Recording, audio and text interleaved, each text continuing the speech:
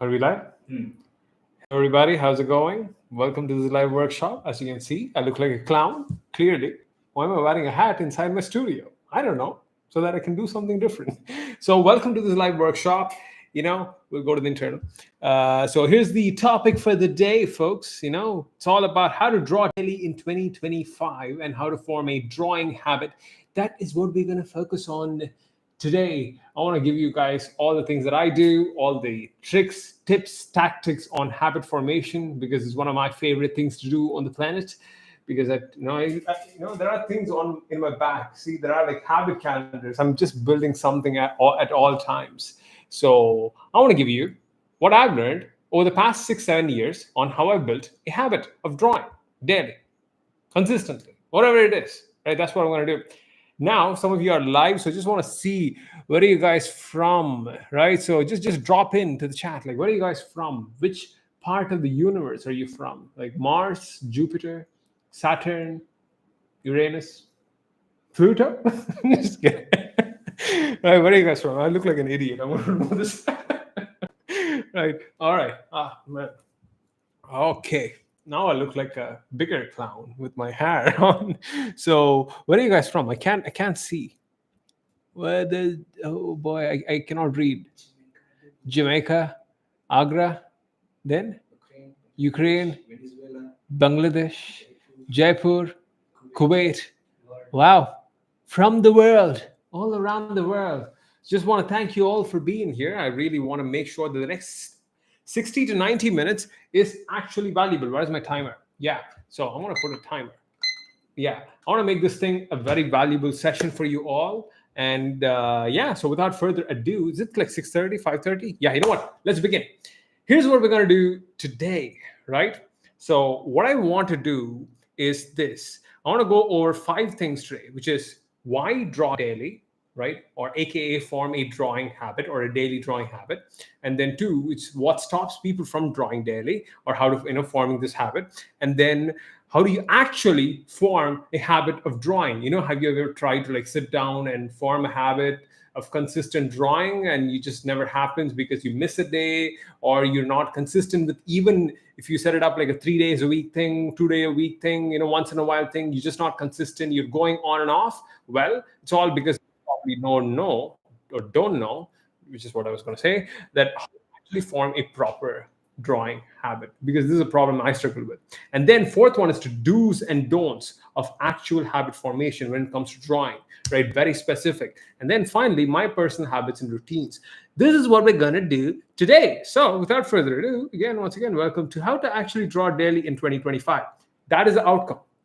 By the end of this, I want to give you guys something, which is a way to draw every day for 2025. And if you stick with the end of this whole live stream, this workshop, right, I'm going to give you guys a little gift, a calendar, a 30-day drawing calendar, and a whole bunch of other resources that will actually help you draw daily. If you don't have any ideas to draw, it'll have a list of prompt list. And then I'm going to give you guys guided drawing workouts that I want to send you weekly, which are like 10 minutes, just sit and draw, stuff like that, right? So we're going to have a killer session right here. So it's going to be fun, and that's what we're going to do. So make sure you stick till the end. Also, if you're good to go, just give me a thumbs up. I cannot read any of the comments. Where do I read the comments? Is there a way to read the comments? I'm not wearing my contacts. I'm a blind man. I'm 30 years old, got married, and I'm blind. Yay. Boom. Thank you.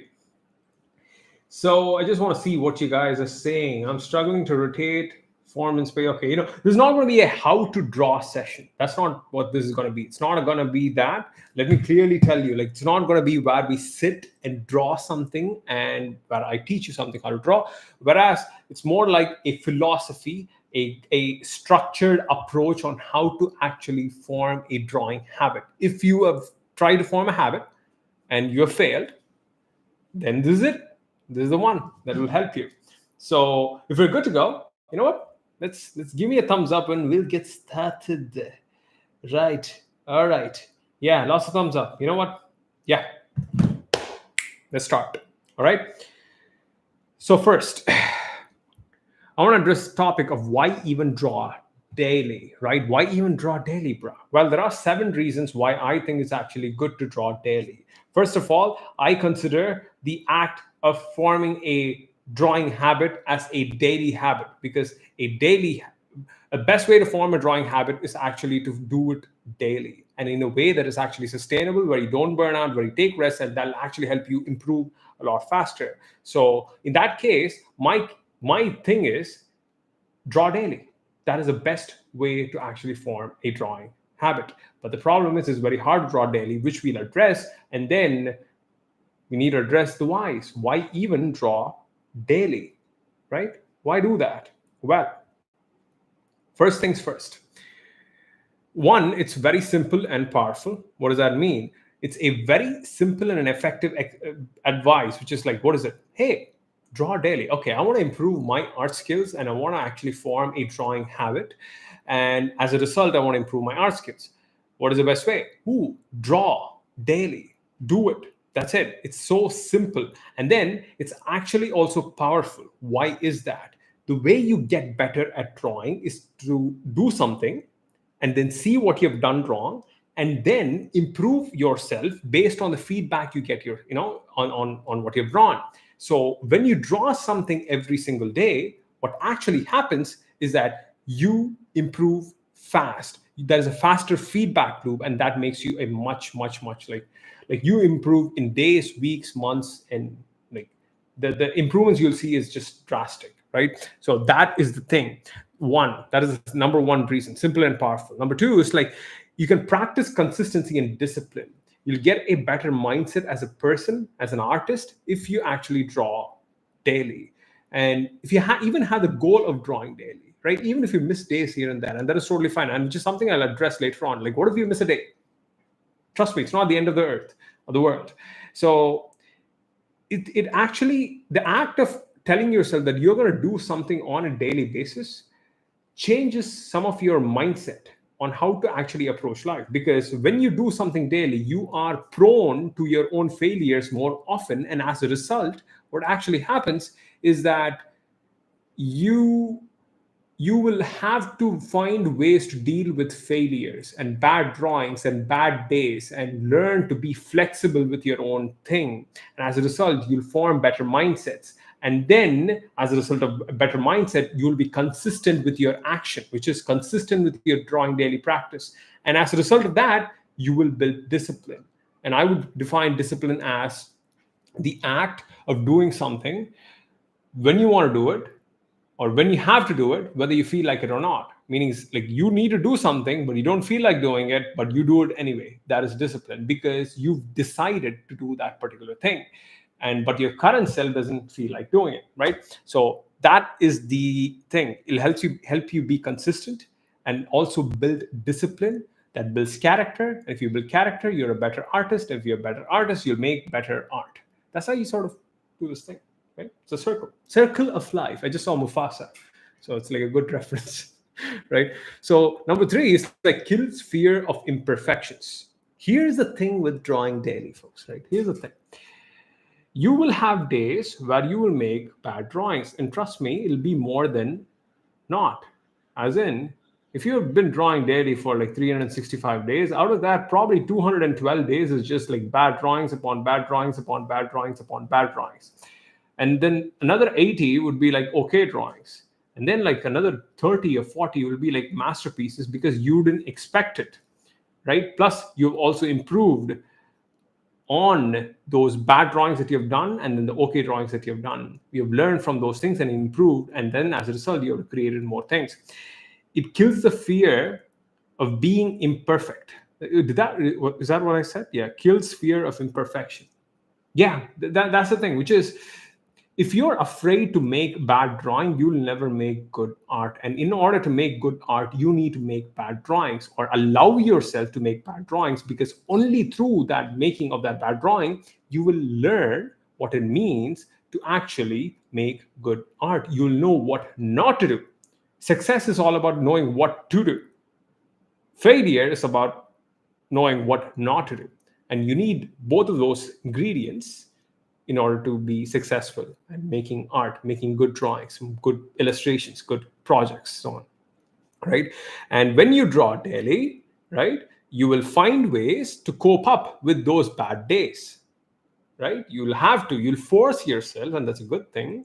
You'll force yourself and train yourself to deal with bad days. And it doesn't have to be like an excessive force. Force is a strong word. When you structure the practice in a right way, which will sort of show you how to actually do it, it won't be that hard. It'll feel like a nice, flexible thing that will increase your ability to handle failures, which is a good thing in my opinion. So that is number 3. Number 4 is you'll become a more prolific artist. You'll make lots and lots of drawings. That's it. It's as simple as that. And sort of going back to the first section, which is if you make more work, it means you learn more. And then as a result of learning more, you'll make fast progress. That's it. It's simple as that, right? And also another thing, in under fear of imperfection, right? If you ever miss a day, right? If you have a fixed mindset, right, as opposed to a growth mindset, you will actually not treat those missing of days as an all or nothing game. You'll just pick yourself up and you will actually focus on finishing the thing that you've started or keep on going on. If you forget to brush your teeth a day, you don't just quit brushing your teeth forever, do you? Right? Just brush your teeth the next day, right? By the way, just brush your teeth every day. But in case like something happens, a meteor strikes your front yard, and then you're like, man, there's a meteor in my front yard. I don't think it's time for me to brush my teeth, right? I'll tell you a literal story. Back in 2004, there was on I think December of 2004. I was at 6th grade or 7th grade. I didn't brush my teeth that day. You know why? Because there was a tsunami warning in our area. Like a literal tsunami was coming in our area. And then people were just told to evacuate the places. And then I didn't brush my teeth. I was going to take a bath and brush my teeth. They're like, man, I didn't brush my teeth that day. But I brushed my teeth the next day. And the tsunami didn't come, by the way. It was a false warning. It came in other places. That's an unfortunate event. Let's not make light of it. But like the thing is, I brushed my teeth the next day, right? That's how it goes, right? That's how it goes. So that is the third thing. Now, 5, 6, and 7. I want to quickly go through it, which is 1, we draw daily. You will eliminate your creative and art block. When you have yourself a demand or a command for yourself on a given day that you need to draw something or you need to do something on a daily basis, all that thing that you tell yourself, oh, I have creative block. You have creative block because you have high expectations on the kind of art that you need to create on that day. Seth Godin, a wonderful author, says that writer's block doesn't exist. He's a writer, right? And he says writer's block doesn't exist because you don't have talker's block. Because in order to write, you need to be able to think. And if you can think, you can talk. And if you can talk, you can definitely write, right? So same way, drawing and creative block doesn't exist because if you can see, you can draw. It's just that you're so scared of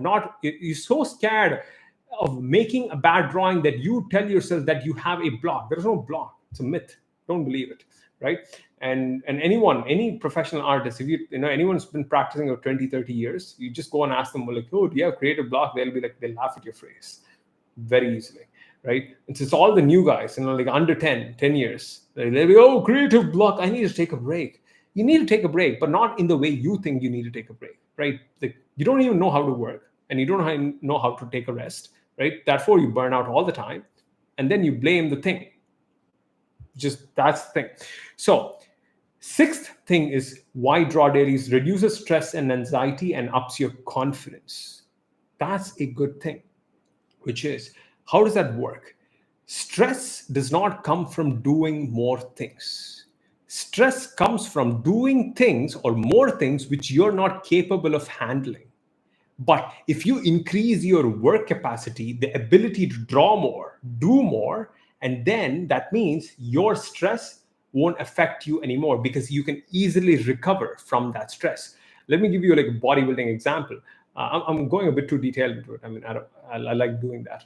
But if you are working out, people often burn out from working out, right? So the thing is this: when you work out too much, you burn out. And what you need to do is you need to balance working out in the gym and then recovering, which is like outside the gym. And that's how you sort of maintain the stress. If your stress levels increase so much, if you work out so much and you don't recover outside the gym, well, you will actually overtrain or burn out, right? But some people burn out from very little exercise. Some people can exercise for 3 to 4 hours a day and still be fine. Why is that? Because they have much more work capacity. Just like that, in drawing, some artists can actually create what you would consider masterpiece drawings like a sketch, right? But that does not burn them out. That does not, like make them go, ugh. That is easy for them because their capacity of making things is much, much higher. So if you want to reduce your stress and anxiety levels when it comes to drawing, I'm not talking about other things, right? When it comes to drawing, the best way you can do is to put yourself through more work, more capacity, more drawings, harder work, harder things, thus making you stronger as a person. And therefore, you will actually have less stress and less anxiety. And as a result of that, you'll have more confidence because you're doing the thing well. And confidence not comes from like shouting affirmations in front of the mirror, like, I am a great artist. No, that's not confidence. Confidence comes from knowing that you trust in your ability to do the things that you want to do in a certain way. That's confidence, right? So that's the thing. And finally, 7, the reason to draw daily is this. It's a creative practice for your mind and your spirit, right? It just helps you become more creative because you're showing up daily, and as a result, you're giving yourself an opportunity on a daily basis to be more creative. It just tells you that, hey, today I'm going to make something. Sometimes it's not good, sometimes it's great, sometimes it's bad, but you give yourself an opportunity to show up, and as a result, you'll be more productive as an artist. And then 2 is that it creates self-reliance and it builds courage in yourself. Here's how, right? Because when you tell yourself that I'm going to draw something for myself and I'm going to create a practice for myself that is not for other people, not for getting likes on Instagram, not for making money, but I'm going to make art for myself, it creates agency within yourself, meaning you decide your goals and actions based on your own personal desires. And that is a lovely thing, right? And that creates agency. That's the word right there. I just learned it like just a year ago. Like having agency within yourself as a person, where you're not bound to external validation, but you derive your motivations from your own internal validations. And that comes from having a practice where you choose to do something for yourself, right? And if you do that, you finally have the mastery of yourself, of your own being, as your own artist. So that's my thing, man. That's why I think it's actually good to draw daily. But the problem is there are a couple of things that stops people from drawing daily. And there are 2 things. Things that stops people from drawing daily is this: rigid mindset, rigid habits. You're probably sold right now. Like, man, all right, fine. You know what? I want to draw every day for 2025. It's my New Year's resolution. Cools, bro, coolsies. I'm going to draw, but what's the problem? Is something stopping you. What's stopping you is actually rigid mindset and rigid habits. So till now, I just want to quickly ask you guys, do you have any questions? What do you think? Do you have any questions on what we've discussed? If so, can you just drop it in the chat so that I can address it right here and now? Couple, you just let me know if anyone drops a question, right? So that's the thing. Reasons to draw daily, which is like 1 is simple and effective. It builds consistency and discipline. 3, overcomes fears of imperfection. 4, you can become a more prolific artist. 5, eliminate art block or creative block. And 6, reduce your stress and anxiety levels and make more, build your confidence up. And 7, a creative practice for the mind and the spirit. That is why I actually draw daily and why I think it's good for you to draw daily as well. Do what you want, but any questions that I need to address related to this? Someone's asking, should I throw my bad artworks? Never throw your bad. Okay, should you throw your bad artworks? Why? Don't throw your bad artworks. You have the need or the want to throw your bad drawings or bad things because you want to create a perfect sense of your body of work, which basically just tells you that I want to create a perfect me, because your body of work is often you, right? You identify with your body of work. And don't throw your bad drawings because it actually helps you learn better. man, you cannot make good art if you don't learn from your bad drawings. And bad drawings is where you learn, right? You need to do something, you will make mistakes, and those mistakes will make for a bad drawing. And then based on those mistakes, you have two options: throw that drawing away, suck for life at art, or two, look at that thing, don't attack yourself personally, right? Don't say that I'm a bad artist because I've created a bad drawing. No, you just made a bad drawing. It's not you, right? And then what you do is you ask yourself the question: what has gone wrong? How can I fix it? How can I improve it? All those feelings of frustration, disappointment, sadness, you just address it, accept it, put it aside, work on your craft. And then over time, you don't even need to do it like this. You just like you'll see a bad drawing, it's like, all right, I didn't see it personally. I don't take it personally. I'm going to fix it. I'm going to do it. That's the thing, right? That's the thing. And then anything? Should I focus on drawing for myself or drawing to improve? Both are okay. Should you focus on drawing for yourself or drawing to improve?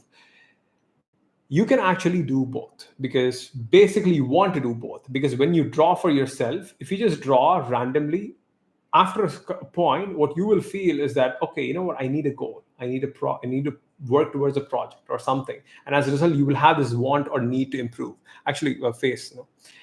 So you will have that want to improve, and then that means, oh God, I got distracted.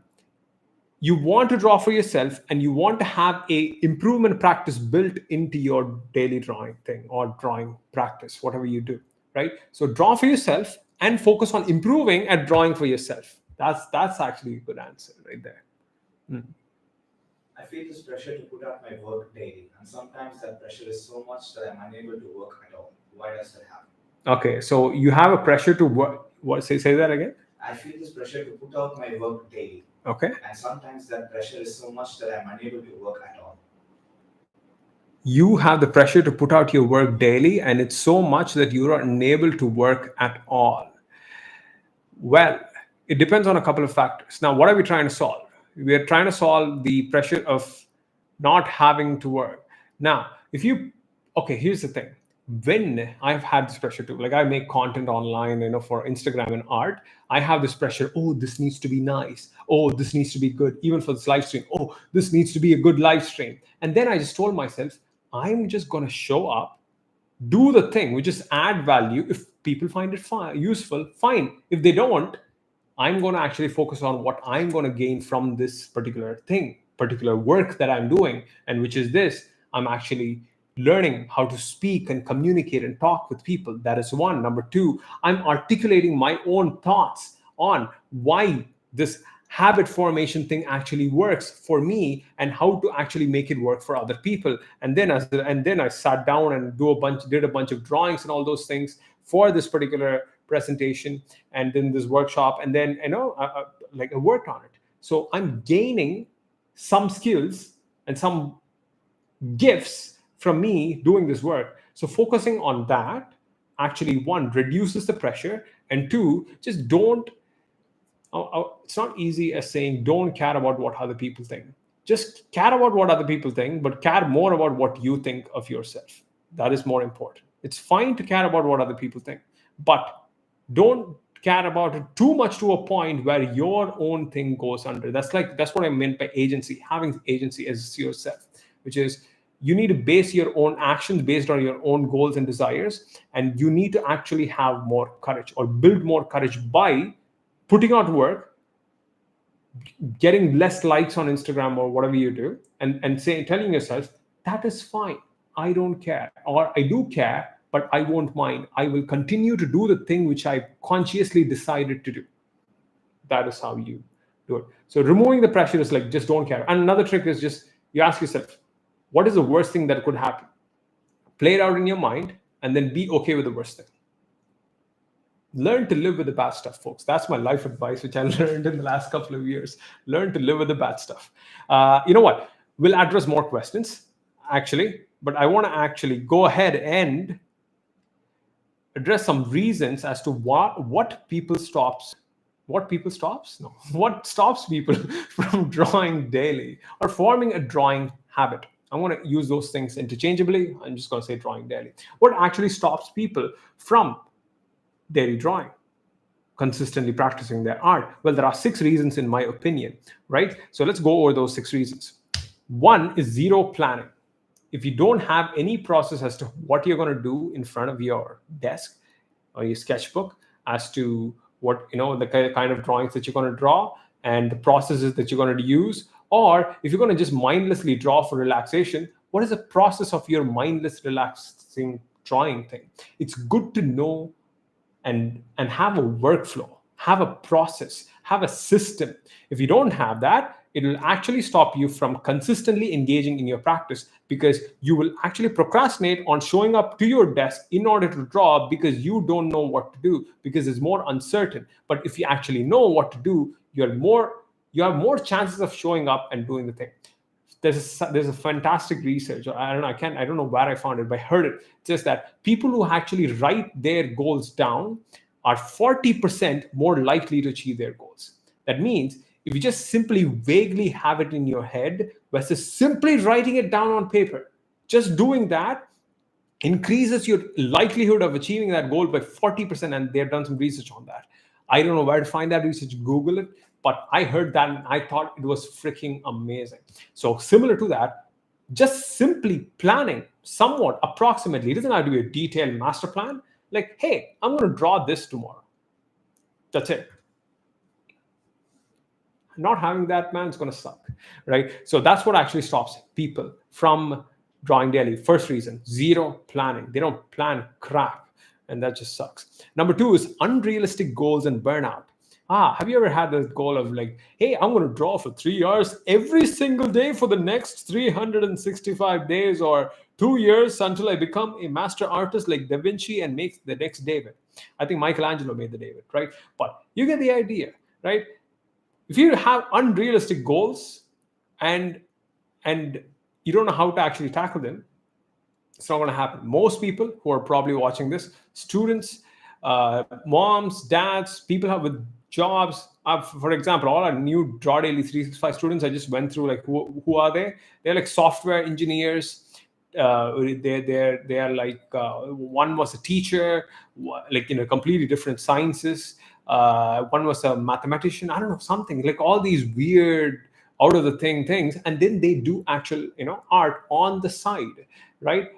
For their own relaxing creative purposes. And if you have something in your life like that is your main thing, man, doing something for 2 to 3 hours a day requires a lot of planning and then structure. And you cannot do it every single day. And that's why you need to be more flexible. I'll tell you what the opposite of these things are.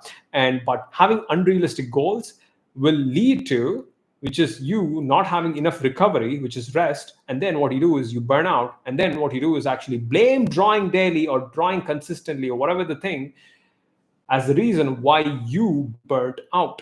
You burnt out because you have bad practices and bad expectations, not the actual advice. I see a lot of YouTube videos that I was like, oh, drawing daily is bad advice because it leads to burnout. I've been drawing daily for years, my man. Nope, it doesn't. The problem is you don't know how to handle this. You have unrealistic goals. And that's the thing, which is the next thing is unrealistic expectations, which is I want to create a masterpiece every day. No.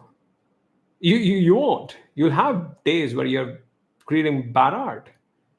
And that having that unrealistic expectation is what actually makes people demotivated at things that they do.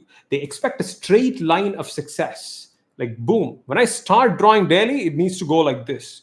Boom, day 1, 0, beginner.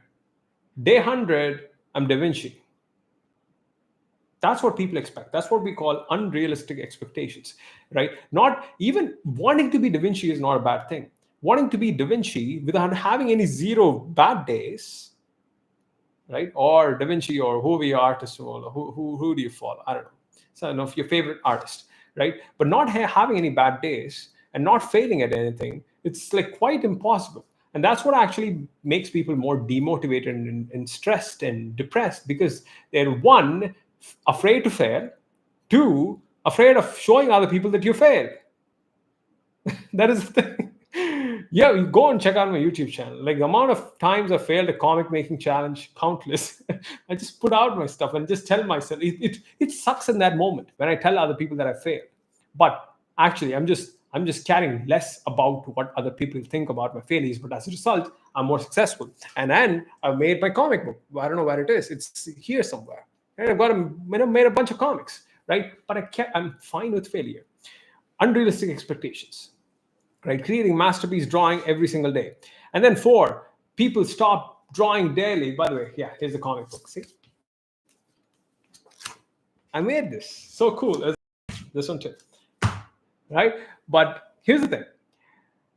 Another thing that stops people from drawing daily is mindless drawing, which is you just draw randomly in your sketchbook with random things, no practice, no structure, no curriculum for yourself. If you're a self-taught artist, meaning as in you're not going to a university or learning from a mentor, you don't have any structure, you're not going to improve, my friend. It's an unfortunate reality, right? Even for relaxing creative drawing purposes, you need to have some form of structure so that you gain positive reinforcement from that act. If you don't see improvement, you will quit. That creates boredom. That's the problem. And that comes from mindless drawing. You're not deliberately drawing, you're mindlessly drawing. And then 5 is rigid drawing habits, which is here's a rigid drawing habit. I need to draw for 3 hours a day or else I will stop drawing every day. Are you sure about that? There are more chances of you not doing that than doing that, right? So that means if the more rigid you are with unrealistic things, the more likely you are to quit and fail at things. Don't do that. And then 6 is having an all or nothing mentality, which is if I miss a day, I need to stop drawing. You know what it's like that? Same thing. Like I told you, brushing your teeth. If you miss a day of brushing your teeth, would you stop brushing your teeth the next day? No. Let's say you're going in a car on a drive, one of your tires get punctured. Like a nail went in, gone, right? Would you just get out of the car, like, God damn it, the tire got punctured. I am going to take a knife and slash all the other tires. Would you do that? That's what people do. Like, it's like they draw for like 3 days, 4 days, 5 days, or they give themselves this mandate to draw. And all of a sudden, once they see a failure, they miss a day, they don't do something that they're supposed to on a given day. All of a sudden, that turns into a thing where you just ruin the entire thing. You quit. I've tried drawing every day, Cash, back in 2015. Then I missed a day and then I stopped. What's wrong with you? I'm just kidding. Nothing is wrong with you. Just a lot of things wrong with the actions and the mindset that involves in that particular thing. And finally, the thing that stops people drawing daily is this: not taking responsibility for their own actions and blaming the technique, the methods, and all those things. I used to blame my workout routines for not getting fitter, right? I was like, I tried different workout routines. This is not working for me. It's not supposed to work for me. And then I tried another one. And then I realized it was me. It was me. The workout routine worked fine. It was me who wasn't working, right? So just like that, if you're see, there are things that needs to be fixed. But trust me, there are things that needs to be fixed on the external. But I can give it to you in writing. 99% of the time, it's you. And that's an unfortunate reality, and it sucks so hard. It goes to your gut and then just tells yourself, no, it's not. But that's the unfortunate reality. It is you. But that's also actually a fortunate reality because you can fix it. If it's you, you can address it, you can fix it. But if you don't take responsibility for missing your drawing days and missing your, setting up not properly, consistently following your drawing practice, and you blame your drawing practice instead of blaming you, you don't have to blame you just need to take responsibility. Blame is not I'm not in the blame game, right? I don't like the blame game. Taking responsibility, whether it's your fault or not. If you do that, you will actually have power. But that's the thing. This is what actually stops people from drawing daily. Zero planning, having unrealistic goals and burning out as a result of it, having unrealistic expectations, like wanting to create a masterpiece drawing daily, mindlessly drawing instead of deliberately drawing, and then having rigid habits And then having an all or nothing mentality or a mindset. That's not a good thing. And then not taking responsibility for your own actions. Man, that's what that stops people from drawing daily. So then how do you actually form a daily drawing habit in 2025? Or how do you do it? What is the actual way of doing it? Before I get into the actual way of doing it, got any questions, folks? So far, this is a live workshop. I want to talk with you all, right? Like, I want to make sure that all the 33 people, 40 people, oh, that's 90? Wow, okay. 90 or how many people? 92 people were here. It's like freaking 100 people. There are two people in front of me. And then there's 91 of you watching me from around the world. I want to make this a useful thing for you. If you've got any questions on what we talked before we actually go into the practical steps that you can take to form your daily drawing habits in 2025, ask away. I want to address your problems and let's solve it, right? Let's solve it. I'll share what I know. Take it if it's useful. If not, just do your own thing. Nothing is set in stone. Yeah. What kind of art should we start with to improve? What kind of art? The word art actually comes from the Latin word, which means forgot the name. Damn it! I know the meaning. The art actually basically means in Latin getting good at something. That is actually what it actually means. The word art itself, the meaning of it means getting good at something. So you don't have to have a kind of art to get good at or improve at. You can actually have any kind of art that you want to do, and you can choose to improve in that particular thing. So yeah, that is my take, my friend. Choose something. If you want a concrete answer, pick something that you remotely like, go in that direction. You don't have to have a perfect thing. You can always change it later on. Also know that. Do you think implementing a reward system is a good idea? Yes.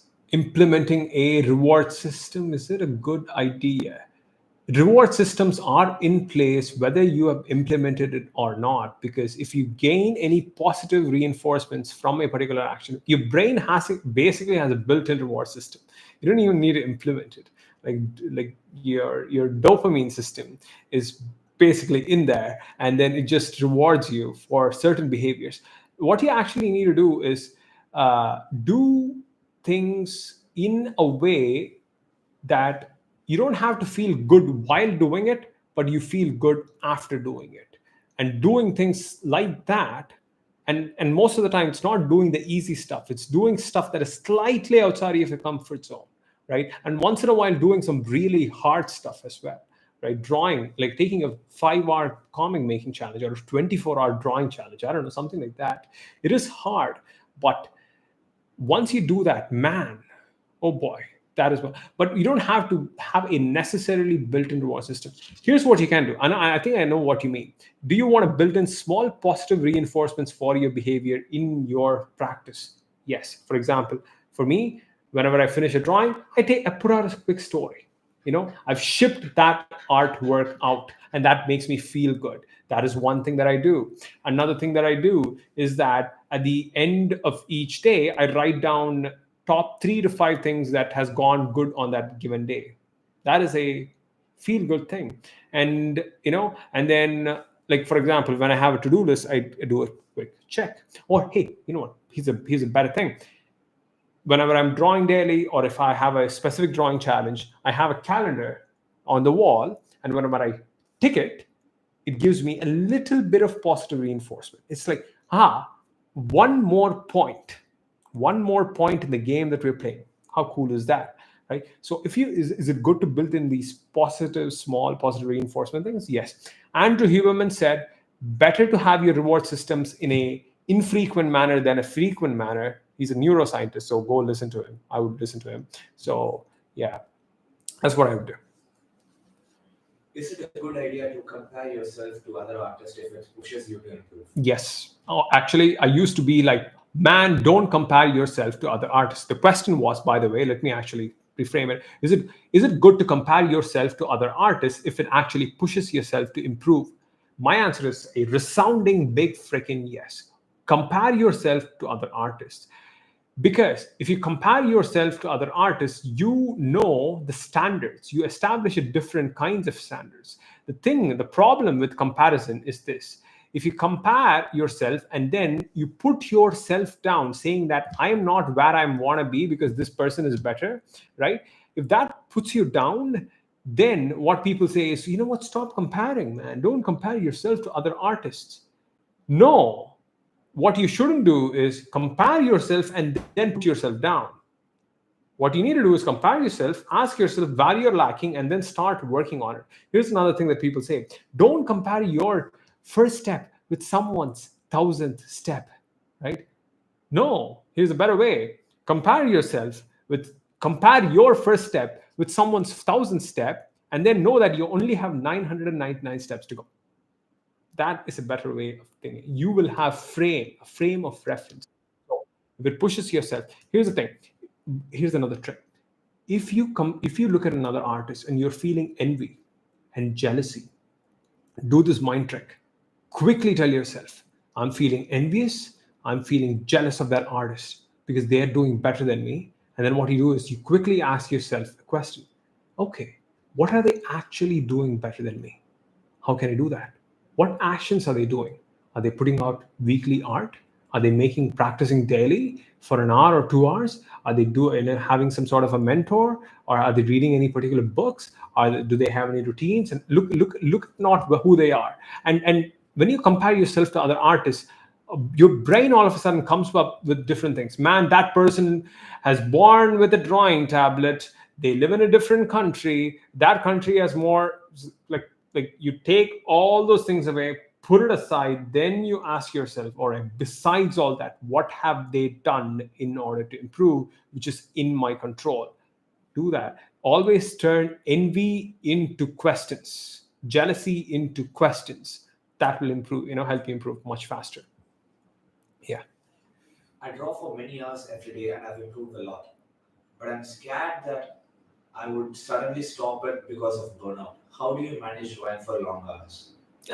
Well, my friend, how do you manage drawing for long hours, or how do you manage drawing consistently? Those are two different questions, which is why we are actually here. You have given me the perfect segue into the next segment, which is, how do you actually draw daily, form a drawing habit without burning out, with having rest?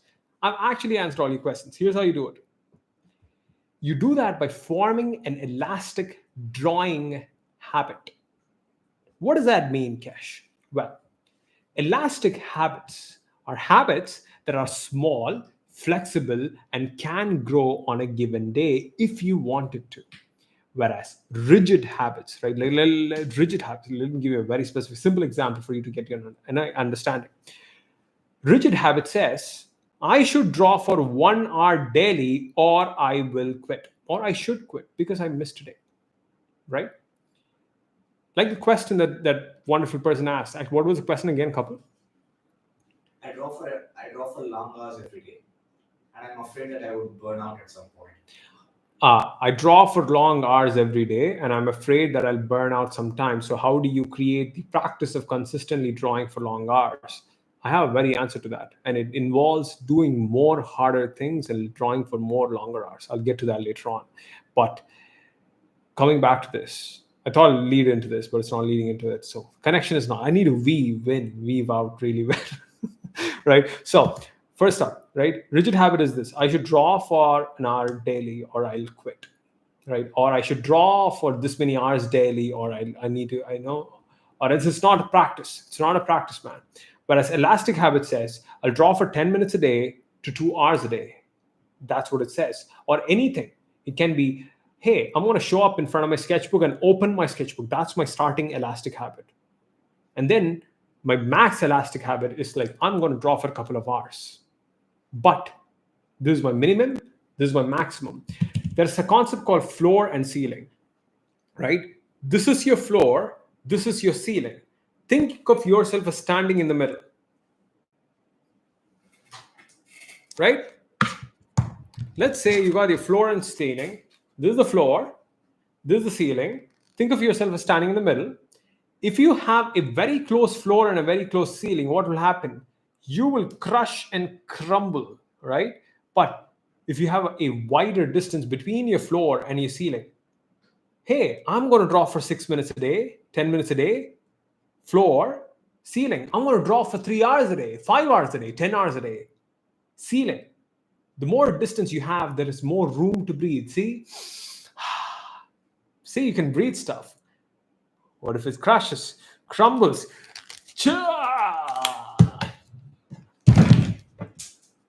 Gone, done, right? You will crumble into pieces if you don't have enough room within your floor and your ceiling. The wonderful person who asked, how do I consistently draw longer, right? One, without burning out, right? One, you need to adjust the distance between your floor and your ceiling, my friend. What you need to do is increase, say, if your current thing right now is like, I'm drawing for 3 hours daily, and I'm scared that I'll burn out if I don't, if I just keep continuing. Here's what you do. You waive your practice. You waive your practice, meaning some days it's 3 hours, some days it's 30 minutes. On those 30-minute days, you're resting. You're resting on that 30-minute day. And then on another day, you don't draw for 3 hours, you draw for 5 hours, 6 hours. Increase your work capacity, ability to handle more work, draw more. And when you do that, you will actually, what happens? You will be more resilient. And then your 3-hour drawing practice is not that hard anymore because you're used to doing more stuff. You just increase your work capacity. This is a recent thing that I've learned recently. But anyways, and all of these things comes from having an elastic habit, a wave habit, which is actually flexible. The thing with rigid habits and elastic habits is this. Rigid habits is like this. I need to draw for an hour a day, an hour a day, an hour a day. You do it for 3 days, and on the 4th day, you quit. Right? You look at the graph on the left, right? If you look at the graph on the left, drawing for 1 hour, once, 2, then 3rd day, 4th day, you quit, and then you try it again on 5th day, and then 6th day, you're like, I don't feel consistent. I'm going to quit. This is what most of the people on the internet do, and then they blame the act of drawing daily as the worst advice. It just wants to take a pencil like this and sometimes poke myself in the eye. And I won't do that because I want to be an artist. So you're missing days and doing stuff like that because you are so rigid about how you handle yourself as a person, and it doesn't work like that. This is the biggest problem I face, and that's why when I'm frustrated, I'm not being frustrated here. I'm just being frustrated with myself because I've handled myself like that. So elastic habit right here, on the other hand, is like this. You draw for 10 minutes on one day, 30 minutes on some days, not 1 hour, but 3 hours on another day, and then 1 hour, and then you do another 10 minutes and another 10 minutes. On days where you feel like you need to take rest, you just do the bare minimum that doesn't feel like work. That is what an elastic habit is. You wave yourself into becoming better. I told you, right? Success is not linear. Improvement in art is not linear, right? You wave yourself into improvement. People who consistently expect like consistent improvement doesn't happen. You have to. Have you seen those flying water snakes? Right? You know how they fly? They go through the motions of the air. Right? They catch the downwind, the upwind, the downwind, the upwind, the downwind, the upwind, the downwind, the upwind. That's how they do it because they don't have an engine. They weave through the air. Or some flying snakes. I don't know. I've seen those things. Zoop, it's nice, right? So this is the thing, and I want to tell you like a very simple way, a very simple fix on how to actually form an elastic habit. This is how it works. You just fill this thing up, and I'll give you a very specific example. You need to tell yourself, after I dash, I will dash. If I feel like it, I will dash. If not, just dash. What the dash are you talking about? Well, let me give you an example. After high, which is you need to stack your existing habit on another thing. For example, after I walk in the morning. What is this? What is this working? Yeah. After I say walk in the morning, and I walk in the morning. I just walk in the morning. Even for you, it may be like after you drink coffee in the morning, or after you do something in the morning. I prefer mornings because mornings is a good place. I will draw for 10 minutes. And if I feel like it, I will draw for 3 hours. If not, just 10 minutes. This is what we call an elastic habit. And it's actually pretty scientific. There is a professor named BJ Fogg, and he has written this wonderful book called Tiny Habits. And he's a PhD professor in Stanford or something like that, like very wise guy. And he's written a book called Tiny Habits. And in that he uses the same formula. After I do something, because you want to stack your habits on something that you do on a consistent basis, because habits need a cue, a trigger, in order for it to be activated. There are so many neurological things I can go into, but bore people stuff. I can do it if you want to, but yeah. But this is what you want. After I walk, I will draw for 10 minutes. If I feel like it, I will do more, which is 3 hours. If not, I'll just do 10 minutes. Right? This and this needs to be the same. Right? This and this needs to be the same. And then this is your low level habit. This is your high level habit. Right? And you have your floor, your ceiling habit. So if you do this, man, you'll have an elastic habit. Here's an elastic habit that I do. And I'll tell you, after I walk in the morning, right, here's what I'm doing, draw for 10 minutes. If I feel like it, I'll draw for 90 minutes. If not, just 10 minutes. A couple of years ago, it was like this. After I start work, I will draw for 6 minutes. It was that small. And then if I feel like it, I will draw for 30 minutes. See how my floor has increased and my ceiling has increased? This is how you do it. If not, I'll just draw for 6 minutes. This was my habit. And I'll give you another elastic habit. It's even more simpler. After I say drink coffee in the morning, I will open my sketchbook. That's it.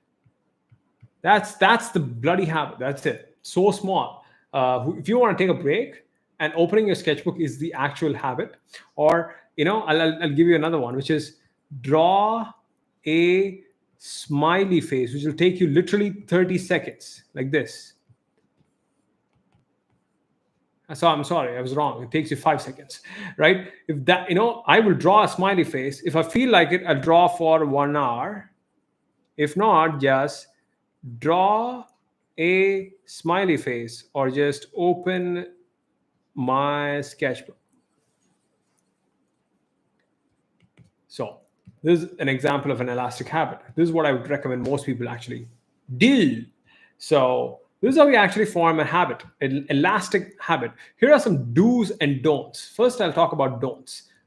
What most people get wrong, which is, if I miss a day, I need to quit. I need to stop drawing daily. Don't do that. If your brain says that, replace it with, think points, not streaks. In a basketball game, if you're continuously scoring points, you've scored 10 points, right? And then if you don't score the 11th point, the other team scored the 11th point. Would you just stop the game and say, man, let's go home? No, you don't, right? You say, okay, the game is 20 points to win, right? 20 points to win. You scored 10 points continuously as a streak, but all of a sudden a streak is broken. We didn't continuously score the thing. It's imperfect right now. Would you quit the game? No, you won't.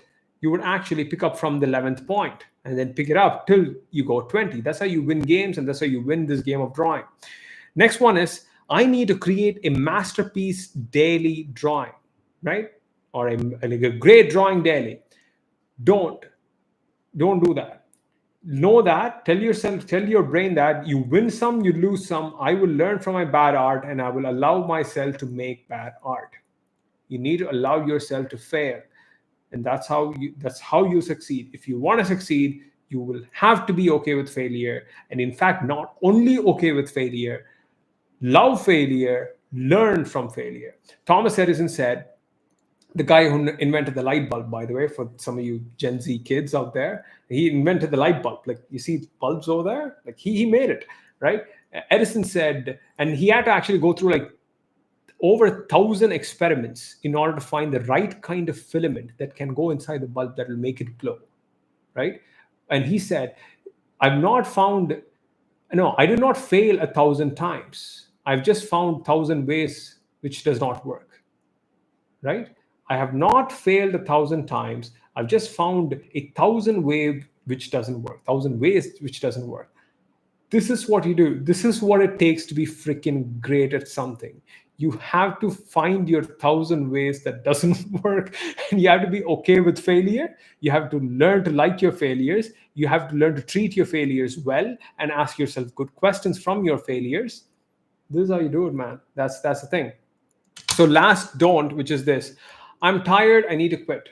If you feel like you need to take a break, you need to relax, instead of saying I'm going to quit completely, just do this: I'm tired, I'll take rest by just doing the bare minimum.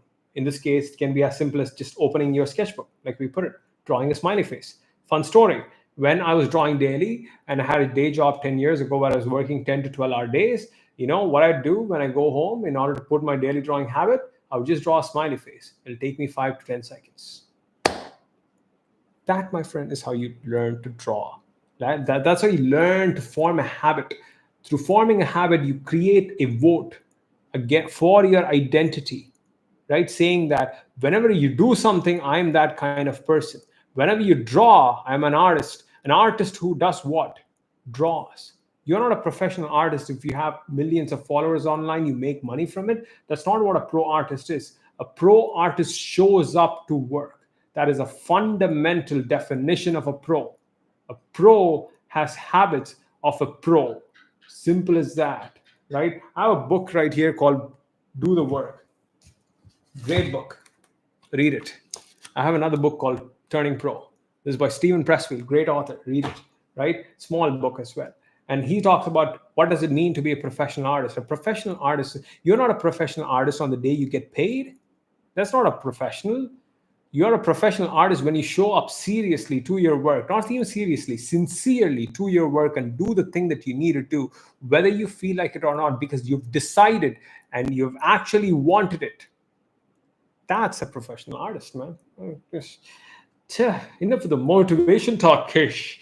So much, so serious. I want to give you guys a bunch of tips on drawing daily, but before we go into that, I'd like to ask more. No, you know what? Let's finish this thing. Some tips on drawing daily, because we're right near the end. Some tips on drawing daily. First, focus on showing up, doing the bare minimum. If you do the bare minimum, you'll do the maximum. Trust me, 80% of life is actually showing up. Great quote by Woody Allen. Next up, set up your time and place. It'll be very hard for you to draw daily if you don't have a time and a place where you can actually draw daily or consistently. That means set up a place in your bedroom, or if you don't have a bedroom, it's a table. If it's not a table, then it's a book. In that book, you draw, and you keep that book somewhere nearby where it's actually acting as a cue or a trigger for you to actually remind you to draw, right? Set up your time and your place and make it easy for you to draw. Keep your pencils and pens next to each other so it's easy. For example, in my case, right, I have this bedroom. This is not a bedroom. This is my studio. My bedroom is in the opposite room. And I just wake up in the morning, go for a walk, come to my studio, which is like 10 seconds. Sorry, 5 seconds. I'm lying again, right? And then I come here, sit down, turn the timer on. I work, I draw. That's my deal, right? See, it's very easy for me. I don't have to depend on anyone, depend on anything. Now, it took time for me to get here, right? Like, I have a nice house right now. I mean, I haven't bought it yet.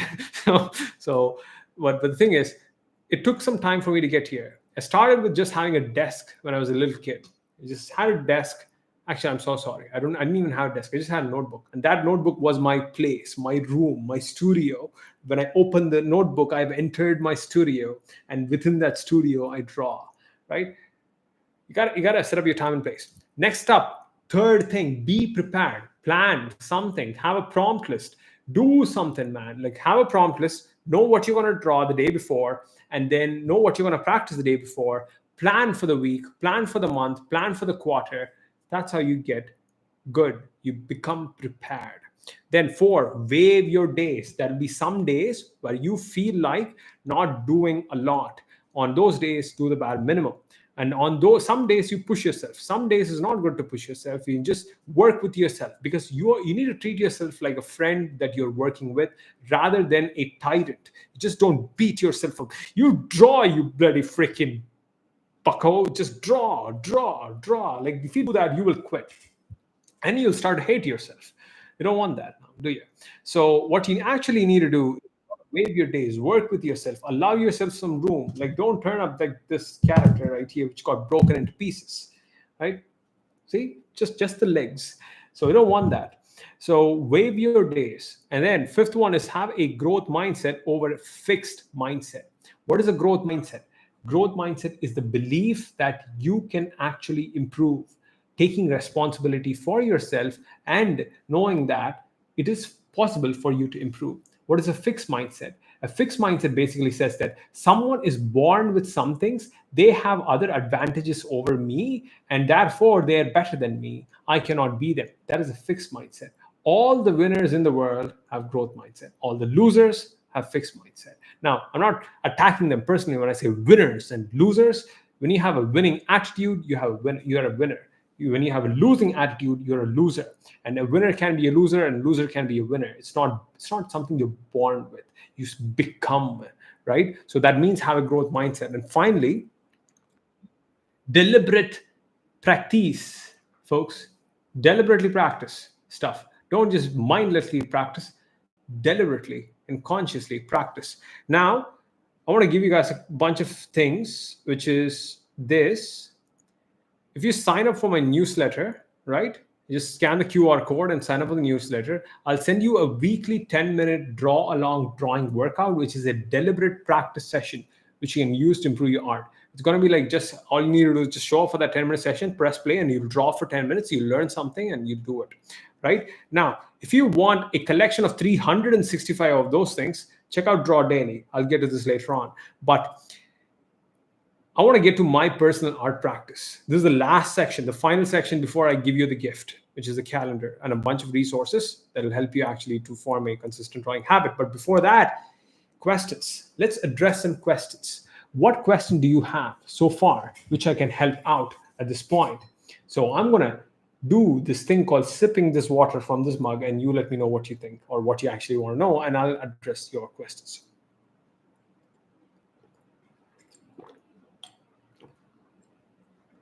Yeah, it's good. Good water. I like water. It's good for you. All right. Would you suggest sharing daily progress on social media? Yes. And no. Yes, if you actually allow yourself to separate your identity from what you have on social media and know that it will affect you, even how if you're like a Buddha level enlightened status, you have that sort of mindset. Putting your progress on social media will be a good thing. One, the good things are it'll help you become accountable. It'll give you positive reinforcements because a lot of people will praise you. But also the next thing is if you constantly only motivate yourself based on the external reinforcements, positive reinforcements you get from social media, and when you don't get it, you will stop doing the thing that you're doing. So as a result, here's what I would do. I would wane it in a different way, which is one, post it, but post it in a way that sort of disappears, like stories. That's a great start. Post it on stories, your daily progress, which is a great thing. And what you're doing basically is that you are allowing yourself to show your bad artwork to the world and be okay with it, right? And that is a good thing. When you show your bad work to the world and just allow yourself to the criticisms, and then you just stay put, then you will stop caring too much about what other people think. So, but I would not put stuff on social media if I don't have these sort of mindsets. So, better thing to do is cultivate this mindset of putting stuff out there and then not taking the criticisms or not getting likes and validation so personally, and then train yourself to not be motivated by it, and then put stuff on social media. If you don't have that, then it's going to be a problem. I wouldn't recommend you do it. The same person has asked that I keep getting distracted with different art forms and keep switching my learning focus from drawing to animation to comic and like, jumping around. Mm-hmm. All right. So I keep getting distracted by different art forms, and I'm jumping from one thing to another thing to another thing to another thing. I'm going to give you a one little thing, my friend. So here's the thing. This is you. This is your energy in comics. This is the energy that you're putting in animation. This is the energy that you're putting in another illustration style. This is the energy. This is the energy. Right? When you have so many things, this is the amount of progress you'll make. But if you focus on one thing, if you just do this, just focus on one thing, you will actually grow faster. And then from that point on, here's what you can actually do. Once you get to that point, you can focus on your animation. You'll make more progress. And then you focus on your illustration. You'll make more progress. And then you focus on then you just found your main thing, and then you're like, I make progress. Look at all the progress that this person has made. Look at all the progress that this person has made. This person thinks that they're doing a lot, and they're using their time productively. They're not. They're doing this. Okay, what was the question again? They keep jumping from one style of art, like drawing, animation, comics, and they keep getting distracted. They keep getting distracted. And I'm assuming, so you're jumping from one thing to another thing and to another thing, and you're getting distracted. And I'm assuming the problem you want to solve is not get distracted. Here's how you do it. Here's a technique. I'll give you the technique for free. It's so good. I struggled with it for so long. Here's how you do it. You work in 6-week increments. You focus on one thing for 6 weeks. And then once you're done with that, you move on to the next thing. And you do that for 6 weeks. 6 weeks is too hard. Do 2 weeks. This is much better. I have a monthly theme that I practice art on. Like this month, anime heads. Next month, drawing hands. Next month after that, cartooning people. I have a theme each month. So you can do either 4 weeks, 2 weeks, or 6 weeks. But for that 6 weeks, you stick with it. Why does it work? It's short enough, right? It's short enough for you to make meaningful progress and be motivated, and long enough to make a lot of progress. I'm sorry. It's short enough for you to not get distracted and long enough for you to make meaningful progress. That's why it actually is good. Even 2 weeks works, but I'd say 6 weeks more works much better. And 6 weeks is pretty long. It's not that short, right? So this is what I would do. If you have multiple interests, focus on one interest at a time and 6 weeks. The larger philosophical lesson that I would actually share with you, which has worked for me, is this, right? You can only do few things in life, period. You cannot do everything. If you try to do everything, you will end up doing nothing, and you will also end up doing the main thing that you actually want really bad. So it's not about doing everything. It's not about doing everything you like. It's just about doing a few things you really love. Few things you really love. That is the thing. So yeah. Next up, what do we have? I've been copying drawings to learn. Now I'm searching for my own style. Uh-huh.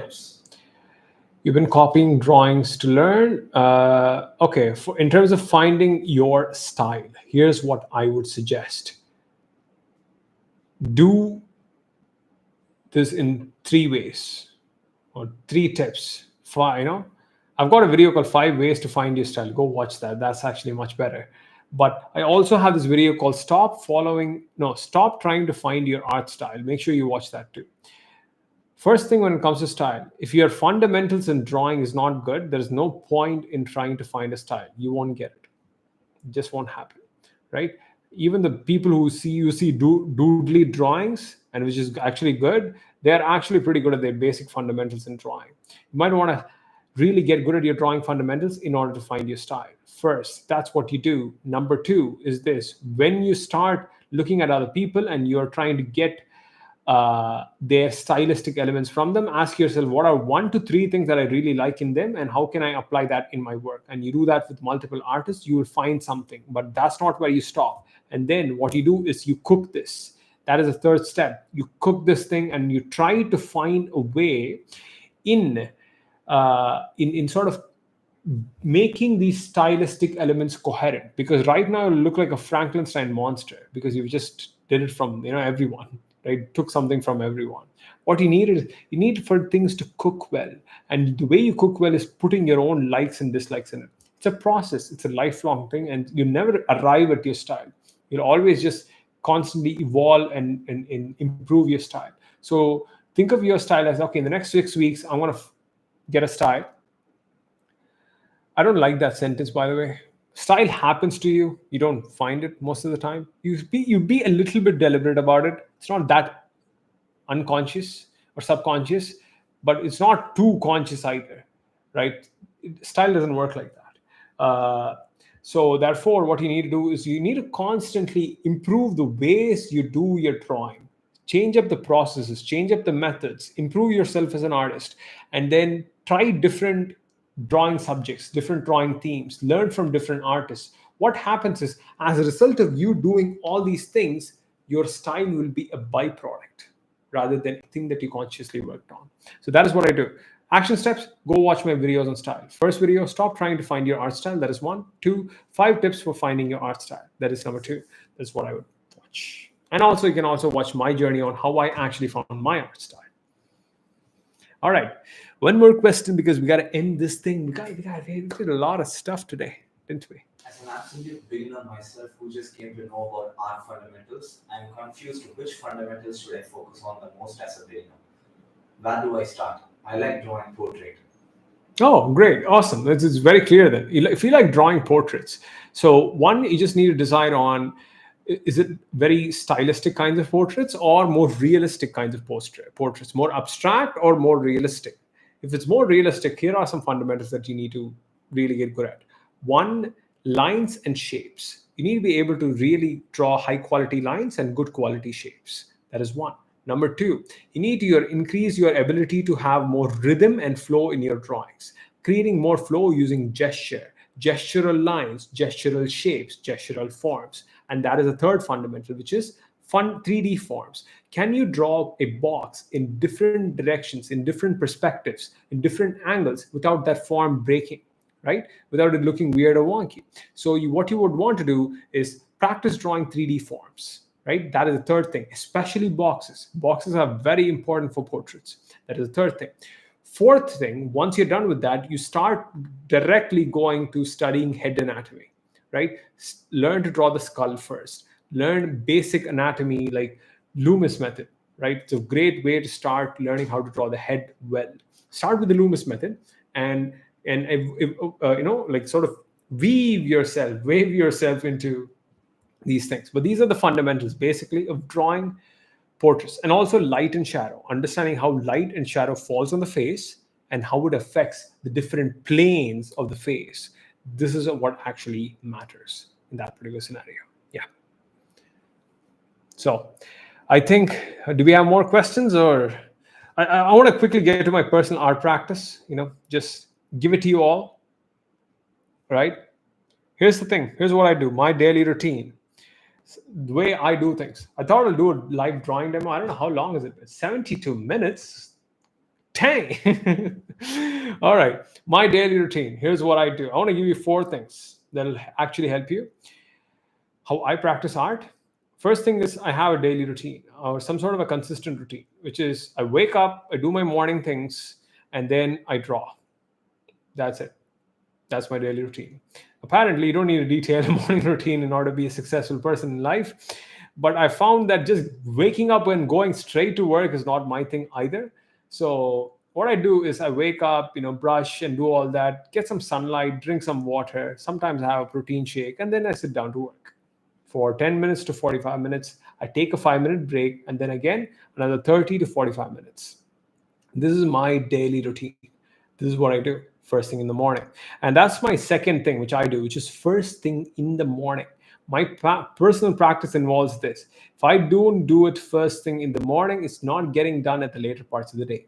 For example, I have drawn first thing in the morning. Let me show you. Yeah, this is what I drew. Right, first thing today. Right, first thing in the morning. This is what I drew. This is not happening, right, in the later parts of the day. Later parts of the day, what am I doing? I'm here sitting with you doing this live stream. I've been shouting on the top of my lung for the past 72 minutes. It's going to be hard for me to sit down and draw after this. So therefore, I do things that are important to me first thing in the morning before starting work, before doing anything you want. That's what I would recommend for you as well. Do the most important things that you want to get done, especially drawing, first thing in the morning, even if it's for only 5 to 10 minutes. Next up, third thing is I do 10 to 20 minutes of deliberate practice daily, meaning I deliberately ask myself, what is it that I want to improve? And then I have reference images that I get on Pinterest, and then I go through it and I observe it and I ask questions. That's what deliberate practice is. You ask questions, come up with answers, and put those answers in your drawing. And then when you make mistakes, you again ask questions. Come up with answers, make those corrections, redraw, retrain. I do that for 10 to 20 minutes. Man, just 10 to 20 minutes of pure deliberate practice just improves your work so much. I cannot even believe it. That's why my programs are like 10 and 20 minutes long. So fourth one that I do is I do a lot of challenges and projects. I have some sort of a project always going on. This comic book is a project. It's a project of cool, inspiring comics that I make for myself. It's a project. And then I have lots of other mini projects that I do, like mini illustration projects and things like that. Like I draw 10 illustrations of these kinds of things. That's a project. It just goes on. I draw, I'm thinking of this thing called Turbans of India, which is just a book full of collection of me drawing people who are wearing turbans from India. And it's a collection of that book, right? Because I love drawing people with turbans and a beard, right? It's so fun to draw them, right? So that's a project. And I do a lot of challenges. I do a 5-hour comic challenge, 48-hour animation challenge, 30-day comic making challenge, some sort of 100 days of making comics challenge, 100 days of sketching challenges. I do a lot of challenges in order to improve my art. So this is my practice. This is what it involves. My fundamental North Star is I always have a project I'm working towards. And then I do a bunch of challenges. And then I have my daily routine. And I do things first thing in the morning. And I do 10 to 20 minutes of deliberate practice daily. And that's how I sort of get through this thing called life. And, yeah, man, that's how I do it. That's how I do it. So before we further get into the FAQ, I just want to give you guys this little gift. Make sure you quickly screenshot this and take it. It's a 30-day habit tracker from Draw Daily 365. And it's got that thing right here. See, my practice. After I dash, I will press play and draw for 10 minutes. You don't have to press play. You can press play on YouTube video, music, and all that. Now, if you want, I'll come back to this. Or you know what, just make sure you screenshot this thing, right? Give it a click, prick, screenshot. And then if you want like a collection of 12 30-day drawing challenges where you're deliberately practicing and improving your art, and you do that in 10 minutes a day, go check out Draw Daily 365. It's a new thing that I'm doing. That's how I'm drawing daily this coming new year. I have 365 very specific drawing practices that I'm doing, and it takes 10 minutes a day. And that's how I'm improving my art. This is what I do. If you want to do this, feel free to go and check it out. We can get into the individual 30-day drawing challenges or all the 12 drawing challenges that you want, and just takes 10 minutes a day of practice. It's just a challenge. It's a challenge you do on a daily basis. Now, questinsu. We'll do the questionnaire. All right. Let's do questions. Is it a good idea to join a community of artists who are like me? Yes.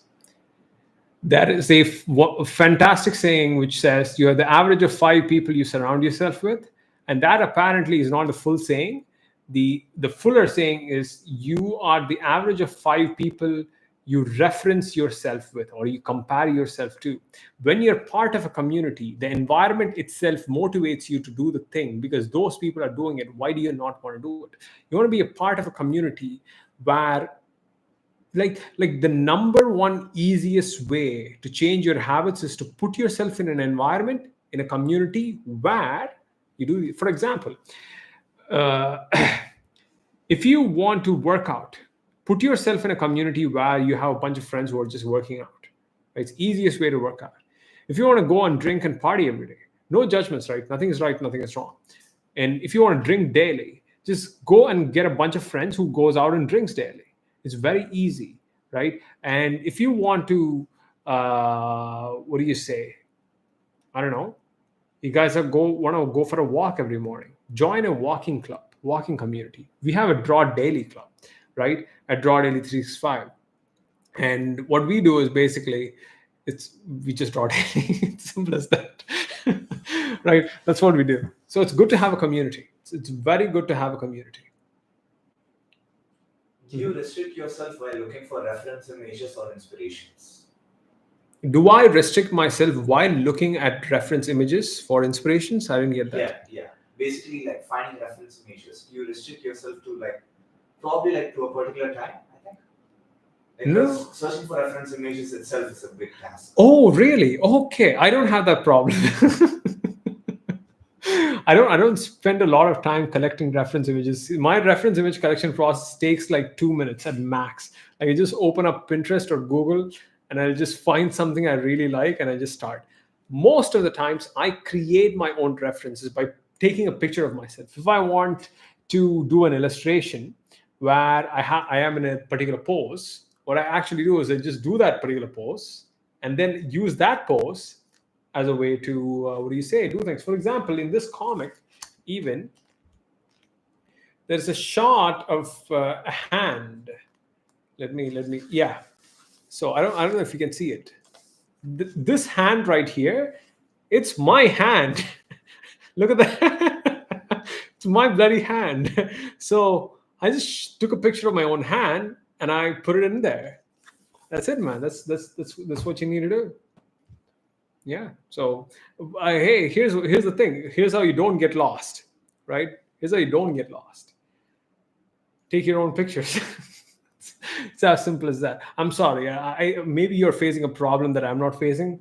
That's why I'm laughing. But I understand, right? So the way you do it is just don't get lost. Don't get lost in references. Reference deep dives. Don't do that. Do drawing deep dives. Here's another thing. If you have to go from one reference, for every 5 minutes of reference searching, you have to do some drawing. Or else you cannot search for more. It can be a little sketch, 3-minute sketch. That's how you stop yourself. Yeah. Is that an exercise to make drawing forms fun? Is that an exercise to make drawing forms fun? I love you because my man, my friend, I'll show you how to make drawing forms fun. I'll show you how this is done, my man. You know, I don't. Okay, let's say you are drawing a cylinder. You need to practice your cylinders. Damn it, it's boring. Who wants to draw these bloody frickin', those are not good cylinders. I'm not drawing good cylinders. Who wants to practice these things? Nobody. Here's what you do. Here's what I do. I turn my cylinder drawing process into a character drawing process. So I invent certain characters that matches certain forms. I have this character, cylindrical character called Marshmallow Boxer. He is a marshmallow, right? And he's a boxer. See, I don't care about the other forms that I'm introducing as part of this, right? And then you can draw the character as a way, see, Marshmallow Boxer is down, as a way to practice forms. You do the same thing for boxes. Box is the most practiced form. What can you do with boxes? Can you draw bearded people?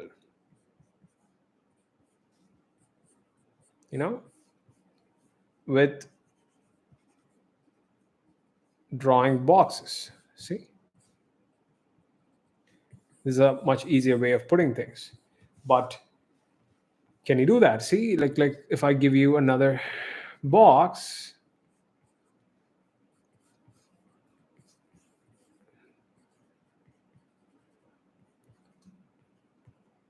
so invent things. This can be a person who wears a hat. So invent things that will allow you to, invent characters based on basic forms, and that will allow you to sort of draw things or practice fundamental forms without getting bored. Ha! That's what I do. That's a secret right there. You make the practice fun. All right. So I compare myself to a person that I know personally, Mhm. and he draws better than me. All right. So you compare yourself to a person that you know personally, and they draw better than you. How lucky are you? You're a lucky person, because that person who's drawing better than you is right next to you. All you need to do is just focus on drawing better than that person, and you'll be a better artist. It's so easy. Like, you can use that in a way as a healthy competition. You first encourage your person, a person that you know personally, to become better, and then you chase them. Right? That's how you do it. You make them better, and then you chase them and try to be better than them. So not only you're not becoming better by pulling them down. You're making them better, and then you're trying to outsmart them. That's the winning mentality right there. So that's a good thing. How lucky are you? I wish I had that, people. Nobody draws better than me. I'm so damn good at this thing. God freaking damn it. All right. How do you know the difference between an okay drawing and a really good drawing? How do you know the difference between an okay drawing and a really good drawing? You need to have judgment metrics. You need to have a certain sort of judgment standards the way you judge a drawing. Throat gone. How does a judge in a court decide what you have done is wrong or right? Because they have a written law based on which they form a judgment. Just like that, how do you know a drawing is good or bad? You have a certain set of judgment metrics. For me, it's like, is the forms good? Is the shapes good? Is the flow good? Is the drawing does the drawing have a story? These are all my judgment metrics, and I judge based on it. And then it's like a simple yes or no. That's how you judge. So one more question, and then a couple of more questions. How many questions does everyone have? 96 people. Man. I think this is a beginner artist. I watched some drawing videos on YouTube. The artists seem to draw random shapes first and then connect those shapes and form a drawing. How does that work? Okay. No. So you're a beginner. I mean, they didn't say they're a beginner. So they're seeing an artist on YouTube. They're drawing random shapes at first and then connecting those shapes to form a drawing. How does that work? What they're actually doing is they are not drawing random shapes, actually. What they are doing, so if I do this drawing, right? Let me turn this off, right? If I do this drawing, right, I'm going to draw these shapes. I'm just going to show you. I'm going to draw this shape. I'm going to draw this shape. I'm going to draw this shape, and then I'm going to draw this shape. You would think, man, this is a random shape. How does it work? Well, actually, based on the reference images that I've studied, this is not actually a random shape. This is the shape of this particular thing. So when they're drawing random shapes, they actually have the image in their head, and they're breaking it down to the simplest of shapes, and they're drawing that first. But what you're not seeing is the details. So therefore, you mistake it for just the shape or for a random shape. It's not random actually. It's pretty calculated, and you can learn that. So that is a thing. Next is how can you learn to draw faster? Okay, how can you learn to draw faster? How can you learn to draw fast? By creating timed drawing challenges. That is one. Two, improving your drawing process and reducing inefficiencies. That is number two. And then number three, by making decisions faster. You lose a lot of time because you take time to make decisions. You lose a lot of time because your process is too complicated. If you just reduce and make those things more efficient, you will actually draw more faster. One more question, and I think, my friends, we gotta end it right here. Your boy Kesh is actually getting more. Woof, woof, woof, woof. I'm getting. Woof, woof, woof. One more question. Yeah, let's do it. How to improve character design skills? Do you have specific course on helping with it? How do I improve? Okay, okay. How do I improve character design skills? And do we have any specific course on improving it? Yes. In Drawing Camp, we have chapter 5 and 6 called Character Design Principles, very specifically designed to improve your drawing things. Meaning, like literally, you don't know anything and you learn it. But if you sort of know a little bit of character design and you want to practice, consistently maintain or increase those gains, then our first challenge in Draw Daily 365 is Character Drawing Fundamentals. It has 30 fundamental exercises that will help you improve your character drawing skills. So, yeah. So if you want to learn completely from scratch, Drawing Camp. If you want to continuously practice through a challenge format, Draw Daily. So that's how you do it, folks.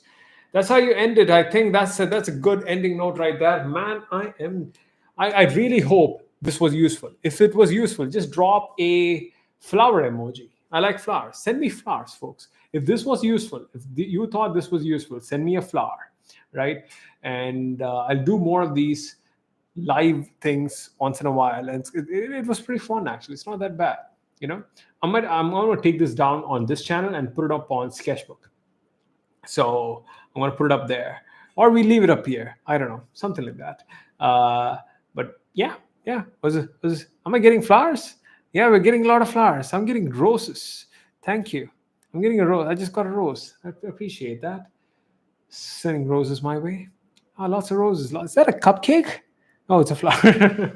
All right. Thank you. Thank you so much. I hope this was useful.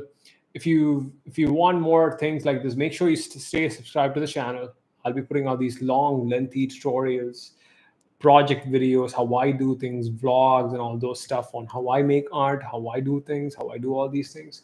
If you want more, if you want to learn more, go check out Draw Daily 365. This is my recent project. This is my recent thing. This is how I'm drawing every day in 2025. Feel free to check it out. But other than that, that's it, man. That's it. Thank you so much for this, for showing up for 90 minutes and seeing a random guy talk on the internet. I'll see you again later on. Bye-bye. I love you. Bye-bye. Ta-ta.